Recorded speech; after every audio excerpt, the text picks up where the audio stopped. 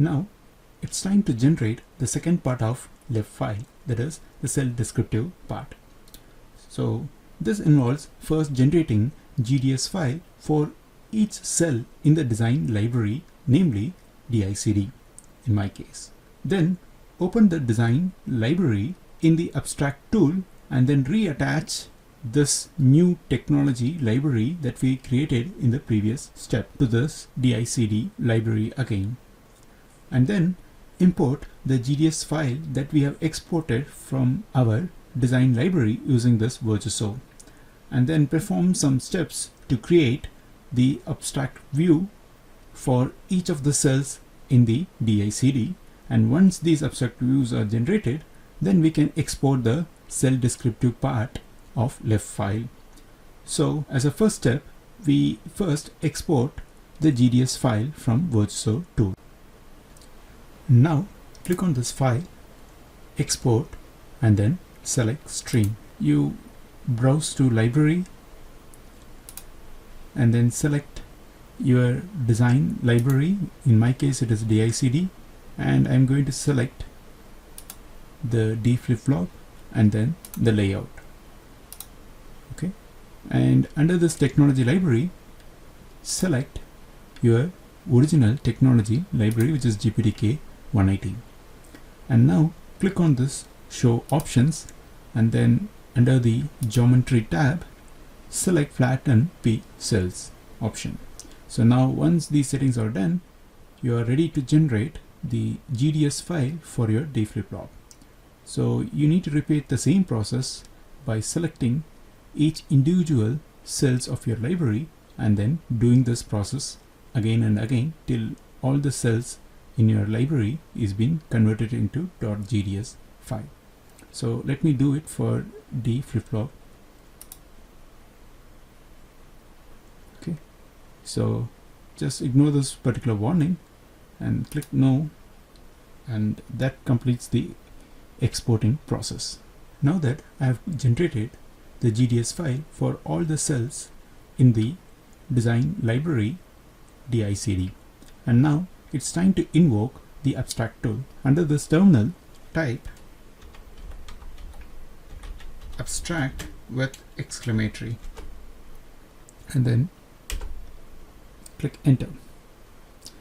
So this is our abstract tool, and click on this file library, and there are two options that we can do. In the first option is to go for creating a new design library, or the other option is to open the existing design library. So the people generally go for creating a new design library just to make sure that the abstract view that we have generated is completely separated out from the existing design library. But in our case, we will try to use the existing design library by clicking on this open and selecting the DICD design library. So click OK.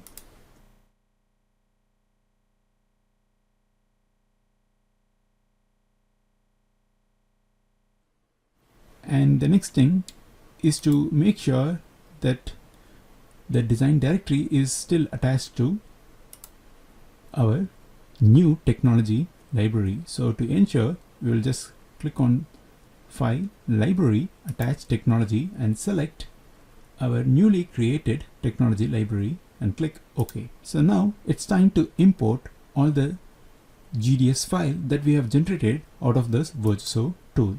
So now what we do is click on File, Import, and then select Stream. Under this browse, you select all the GDS file that we have opened. So this could be done by selecting one GDS file at a time.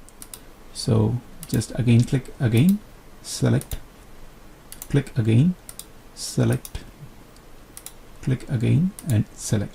Okay, so now that I have added all the GDS file, and now do not change any other setting except for the second layer map table. Okay, so again click on this browse, and you need to select the GPDK 180.layerMap. So this is a layer map file that we are going to attach here. So just click OK, and then once this is done, you need to click OK at the end. So the tool, so whatever the layout that we had in our DI/CD lab, those informations are being carried through this GDS file, and it's been imported onto this abstract editor.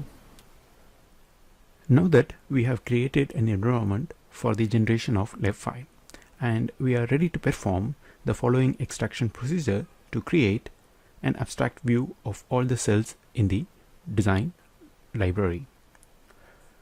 So basically this requires the following steps, and in step 1 we try to extract the pin information using overlap of text and a metal, and in the step 2 is basically an extraction step where we connect all the shapes that falls on a single net, and then we create an abstraction information.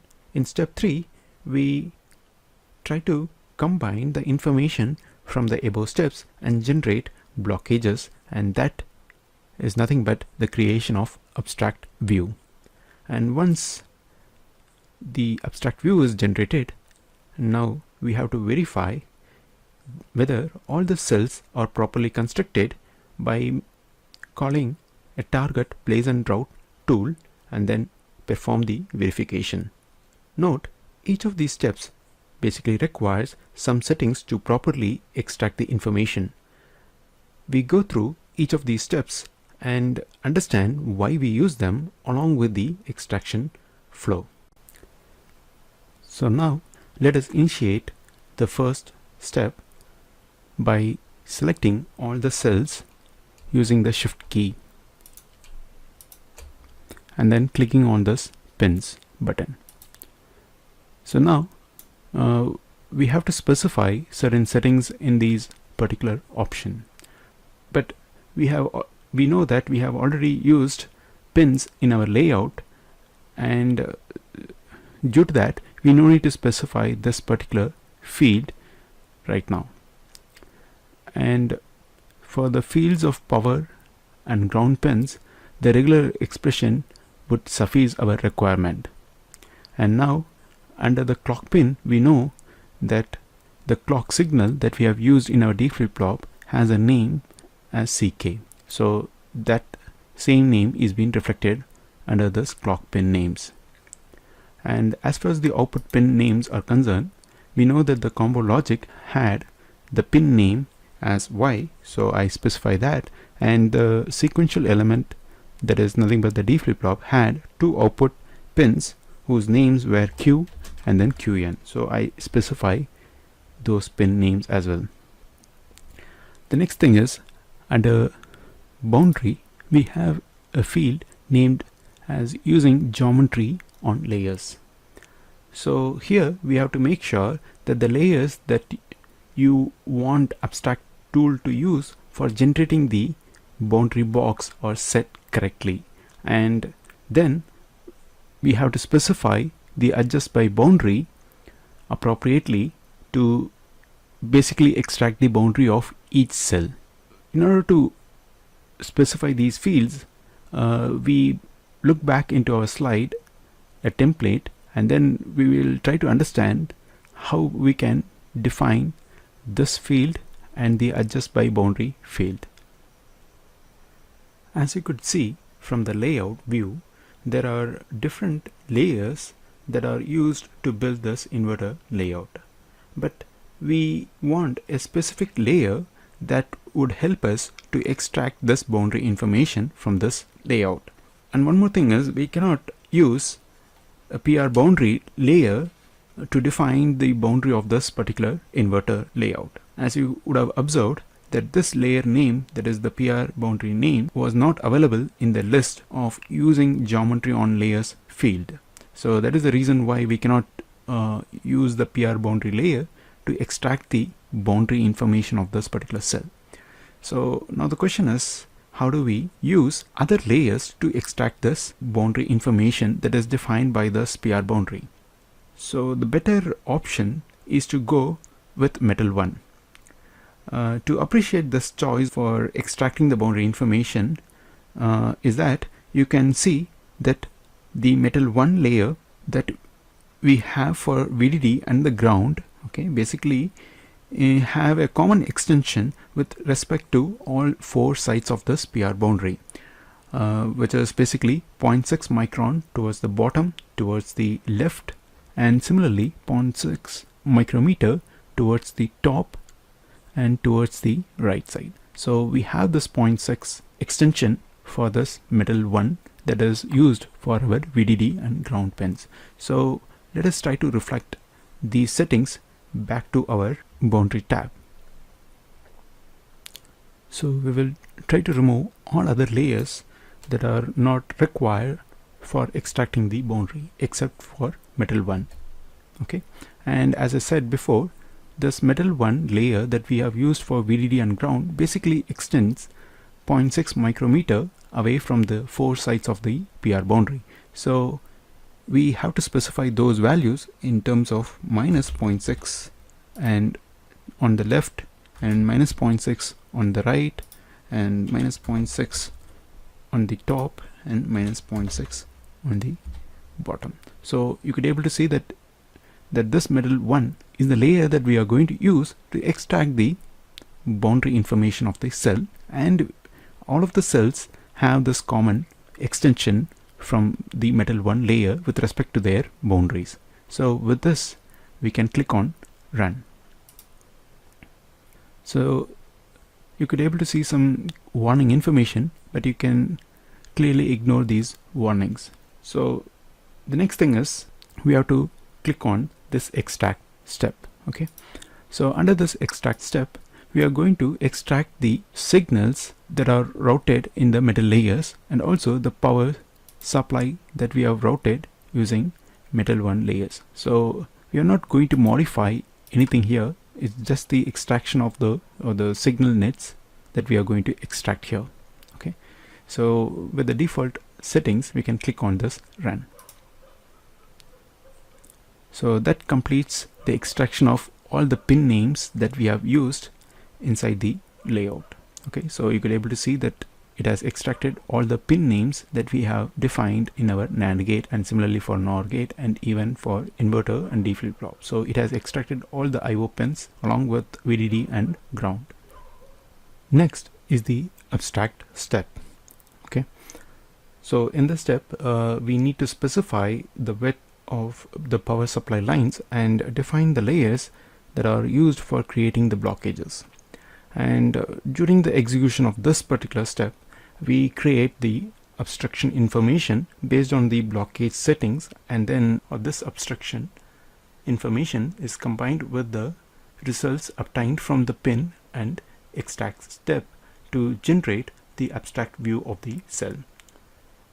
So this step requires some settings to be modified. So just click on this abstract, and here we have to specify the dimensions of our power supply lines. So just click on add and specify the net name of our power supply, one of which is VDD with exclamatory, and change the shape from calculate to abutment, and the width as 1.2 micrometer. So now in order to specify the offset spec, we have to inspect our layout first. So just get back to the layout, and you could be able to see right from the origin we will use the ruler to measure that. Okay, so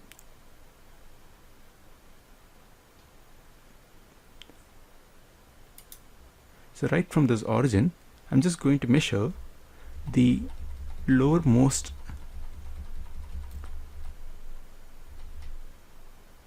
metal height. Okay, so this lowermost metal height seems to have a value of 14.4. okay, so this is the offset value for this VDD with respect to the origin.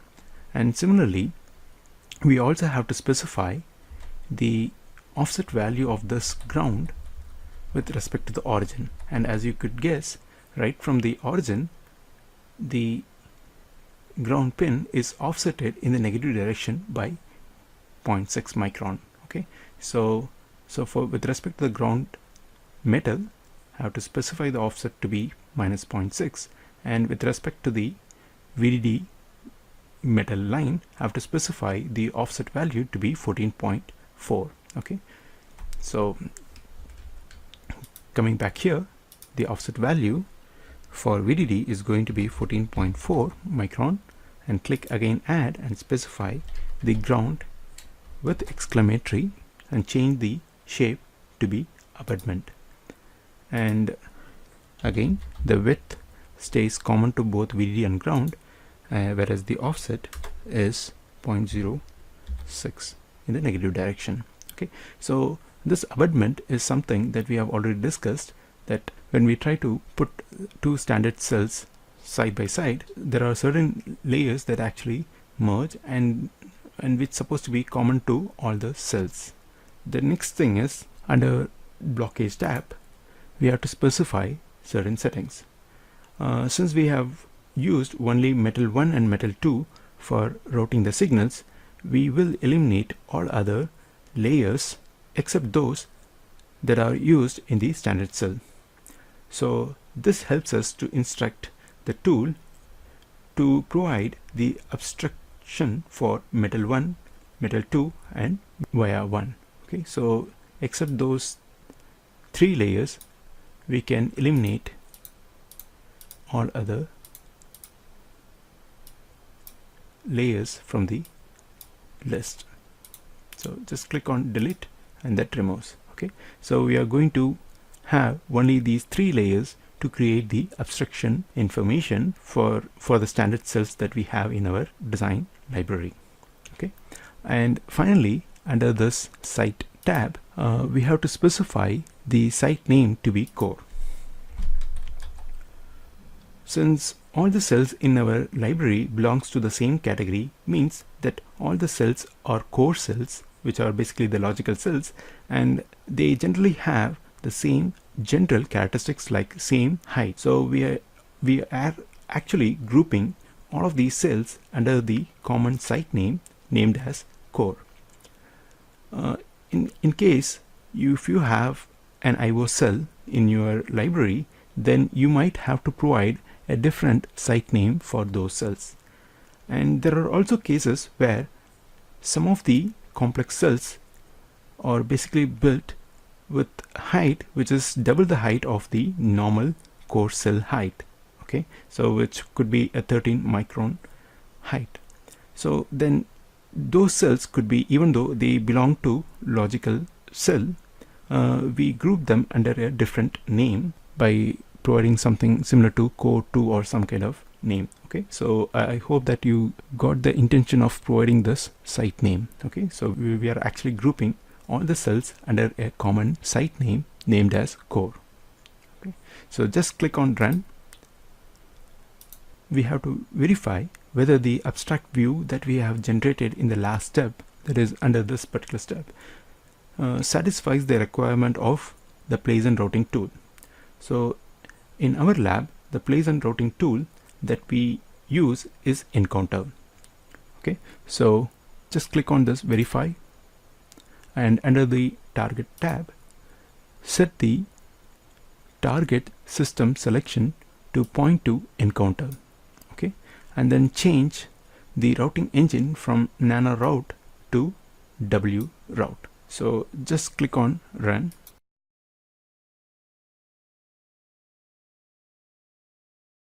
There is an important step that I forgot to mention during the abstract step, where under the blockage I forgot to specify the pin cutout option. So make sure that this pin cutout is being enabled, otherwise you will get some errors during the verification process. Okay, so that is what has been done already, and we are okay with it. So now the last step is to generate the second part of our LEF file, which is nothing but the cell descriptive part, for which click on this file, export and LEF. So under this, you can go with the default option and click OK, and this in turn generates the LEF file under the current working directory.